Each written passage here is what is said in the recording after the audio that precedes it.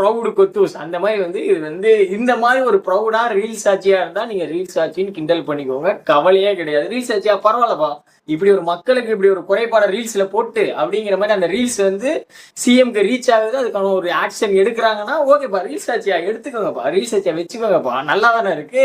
மக்கள்லாம் வந்து கொண்டாடுறாங்க இந்த ஒரு விஷயம் வந்து அப்படி ஒரு மகிழ்ச்சி எல்லாத்துக்கும் வந்து அப்படி விசிட் அப்படி பார்த்த உடனே ஒரு அம்மாலாம் சொல்றாங்க பேசும்போது வந்துட்டு நான் வந்து இது வந்து ரசிகையா சொல்லல, அவர் ரசிக்கிறன்றதுக்காக நான் சொல்லல.